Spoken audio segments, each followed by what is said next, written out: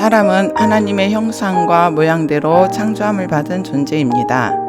그런데 오래전부터 생물이 점점 진화하여 유인원이 되고 유인원이 진화하여 사람이 되었다는 진화론으로 마귀는 사람의 생각을 바꾸어 놓았습니다. 안녕하세요. 함께 사는 세상TV 이미숙입니다. 성경이 하나님의 말씀이라는 것을 믿는 사람이라면 하나님이 사람과 세상을 창조하신 것을 믿을 것입니다. 그런데 마귀는 사람의 생각 속에 창조의 생각을 빼앗아가고 대신에 사람이 생물에서 점점 진화되어 지금의 사람이 되었다는 진화론을 한 지식인에게 심어주어 많은 사람이 진화론을 믿게 하였습니다. 가장 지혜로워야 할 사람을 가장 어리석게 만든 마귀의 속삭임이었습니다.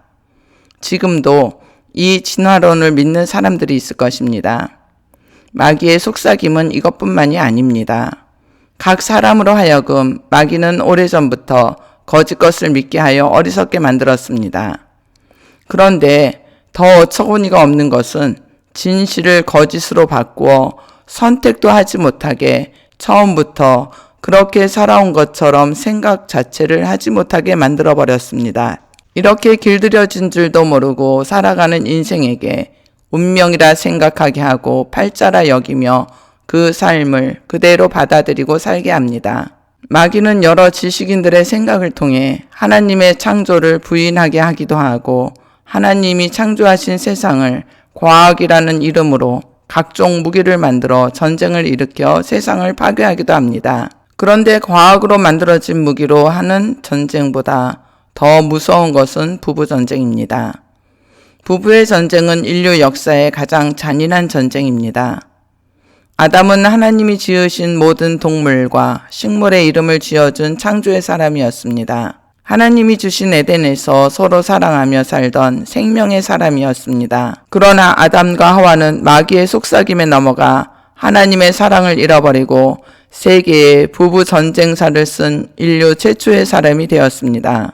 가장 행복하고 아름다운 사랑을 했던 아담과 하와가 마귀가 속삭이는 유혹에 넘어가 하나님과 같이 되어 서로를 판단하며 그들의 후손인 인류에게 전쟁의 폐허가 된 흔적을 남겨놓았습니다. 이 흔적은 지금도 상처에 쓴 뿌리가 되어 너무나 깊숙이 박혀 항상 두 가지 생각 속에 사람과 화목하지 못하고 갈등하며 살게 합니다. 이 부부 전쟁의 여파가 자녀에게로 내려가고 그들의 자녀인 피를 나눈 형제가 다툼으로 결국 피를 흘리는 살인으로 이어지는 형제의 난을 일으켰습니다. 마귀의 속삭임은 여기서 그치지 않고 부모와 자녀의 불행으로 이어지고 가정의 행복과 사랑과 축복은 무너지고 부모가 자녀를 저주하는 지경으로 이어지게 하였습니다. 아담과 하와의 잘못된 선택으로 하나님의 사랑에서 벗어났고 부부가 마음이 하나가 되지 못하고 형제가 서로 갈라지며 더 나아가 온 인류가 시기와 다툼으로 분열이 되었습니다. 하나님의 사랑을 받기 전에는 저희 부부도 생각과 마음이 갈라져 항상 싸우며 살았습니다. 생각이 갈라지니 머리가 둘이 되어 하루도 조용한 날이 없었습니다. 이렇게 다툼과 분열 속에서 마귀가 내 생각이 옳다는 것을 심어 놓았습니다. 서로 자신의 주장만 앞세우고 상대를 인정하지 않으니 가정의 불화는 계속되고 부부 사이는 늘 냉랭하고 부모와 자녀의 관계는 멀어지고 형제의 관계는 원수를 보듯하며 살았습니다. 이렇게 분리하고 분열하며 사랑하지 못하게 하는 마귀의 속삭임에서 벗어나려면 어떻게 해야 할까요? 하나님의 사랑의 음성에 귀 기울여야 합니다. 하나님의 사랑에 마음을 열어야 합니다. 하나님의 진리의 사랑을 받아야 합니다. 사랑만이 모든 것을 해결할 수 있습니다. 사랑은 가정을 회복시킵니다. 깨어진 부부의 관계를, 멀어진 부모와 자녀의 관계를, 돌이킬 수 없는 형제의 관계를 회복하는 기적을 가져옵니다. 인간은 생각하는 사회적 동물이라는 말이 있습니다. 사람에게는 항상 두 가지 생각이 따라옵니다. 이 두 가지 생각 속에 어느 것을 선택하든 유일하게 사람만이 선택을 할 수 있는 선택권이 있습니다.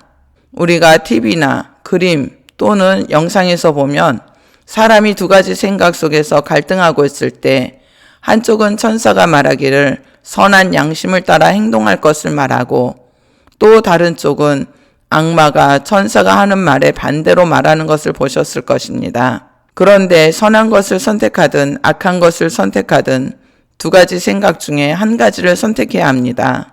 두 가지의 생각에서 무엇을 선택하느냐에 따라 사람의 운명이 달라질 수 있습니다. 그리고 사람의 선택에 따라 천사든 악마든 그가 주인이 되어 사람을 조정합니다. 하나님은 사람에게 선한 양심을 주셨습니다.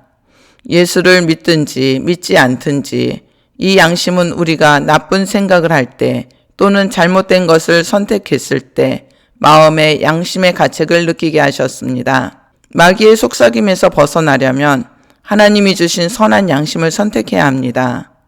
선한 양심이란 하나님의 말씀에 순종하는 것입니다. 그렇지만 마귀는 늘 사람의 생각 속에 하나님을 대적하고 사람을 대적하며 살게 합니다. 아브라함은 하나님의 말씀에 순종함으로 하나님의 약속의 말씀을 성취하였습니다. 아브라함도 우리와 같은 사람인데 그 아들을 제물로 바쳐야 하는 상황에서 왜 두 가지 생각이 없었겠습니까?